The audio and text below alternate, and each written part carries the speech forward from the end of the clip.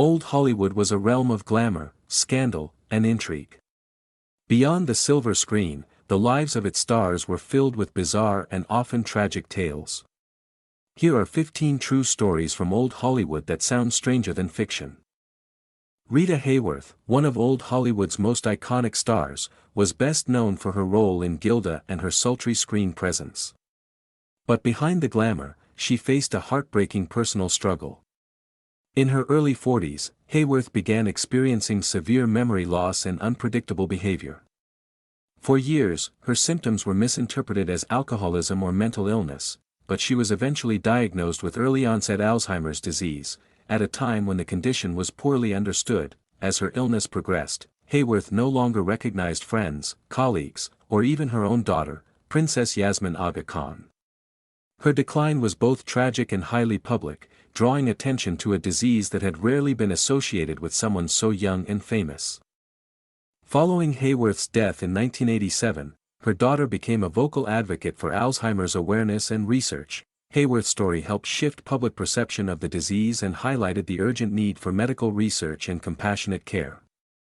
Her battle, though deeply personal, had a lasting impact on how Alzheimer's is recognized and treated today. David Niven, the suave British actor known for his charm and wit, pulled back the curtain on Hollywood's golden era with his 1975 memoir Bring on the Empty Horses. Far from a sanitized celebrity autobiography, Niven's book offered an unfiltered look at the eccentric, often scandalous lives of his famous peers.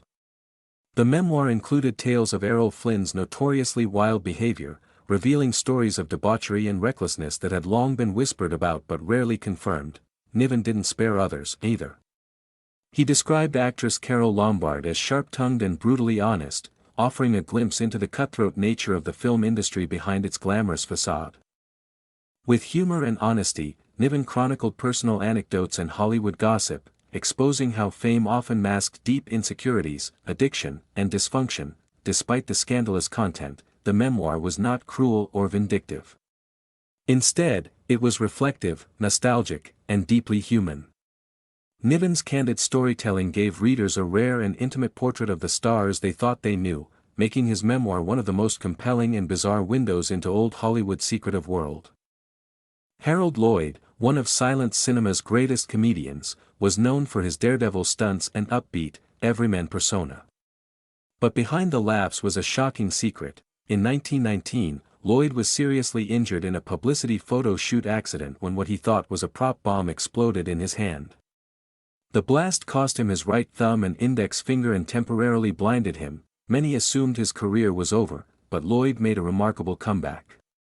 Determined not to let the injury define him, he wore a specially designed glove with prosthetic fingers and continued performing some of the most dangerous stunts in film history, all while keeping his injury hidden from the public. In his most iconic scene, hanging from a giant clock in 1923's Safety Last, Lloyd clings to the building with just one functioning hand.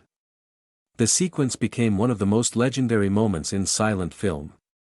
Lloyd's ability to mask his disability and deliver breathtaking performances earned him lasting fame, and his perseverance remains one of Old Hollywood's most astonishing true stories.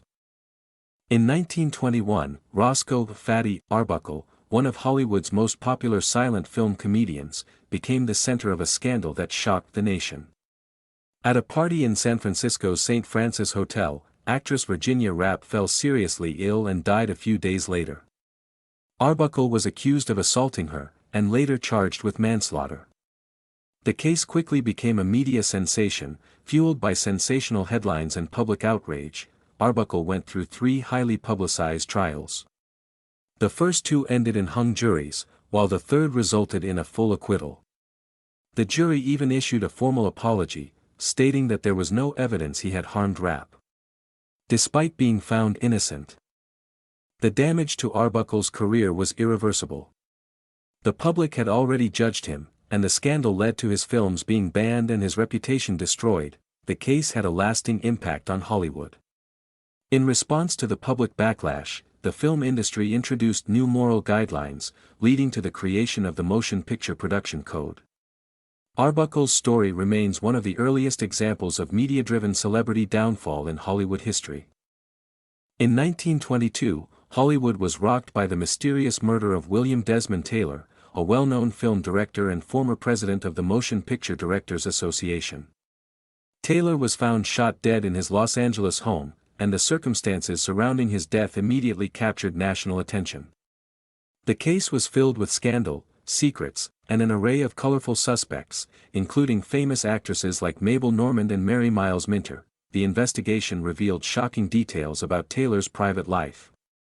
It was discovered he had a false identity, a criminal past in his native Ireland, and close connections with several actresses. Public fascination grew as love letters, drug rumors, and evidence of a secret double life surfaced. Despite intense media coverage and numerous leads, the police were unable to solve the crime. Taylor's murder remains one of Hollywood's most famous unsolved cases. It added to the growing concern about the film industry's influence and morality during the 1920s. The scandal led to calls for greater censorship and helped usher in the era of stricter moral standards in Hollywood. Over a century later, his death remains a symbol of early Hollywood's hidden darkness.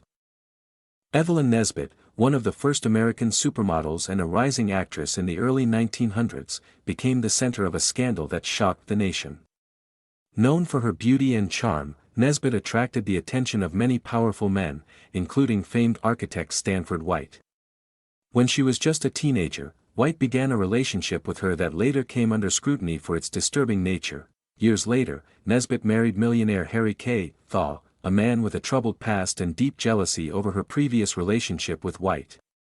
In 1906, during a crowded performance at Madison Square Garden, ironically in a building designed by White, Thaw pulled out a pistol and shot White in front of dozens of witnesses. The murder led to what was called the trial of the century. The trial revealed shocking details about Nesbet's past and the abuse she endured, turning her into both a symbol of victimhood and scandal. Though Thaw was eventually found not guilty by reason of insanity, Nesbet's reputation never fully recovered. Her story marked one of the earliest media frenzies over a celebrity scandal in American history. Daisy and Violet Hilton, conjoined twins born in England in 1908, lived lives filled with both fame and hardship. Abandoned by their birth mother, they were taken in by a woman who became their legal guardian, an exploitative manager.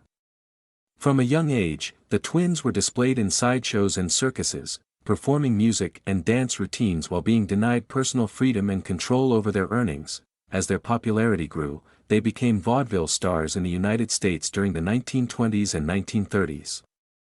Despite drawing large crowds and earning significant income, the Hilton sisters saw very little of the money they made. They were closely controlled, often treated more as property than people. Eventually, they fought a legal battle to gain independence and won, though financial and personal stability remained elusive. The twins later appeared in the 1932 cult classic film Freaks and starred in their own movie, Chained for Life. However, fame faded, and they struggled to find steady work. Their story remains a tragic example of how performers, especially those seen as different, were often exploited by the entertainment industry during the early 20th century. In 1929, Alexander Pantageous, a powerful theater magnate who helped shape early Hollywood's entertainment industry, became the center of a scandal that shocked the public.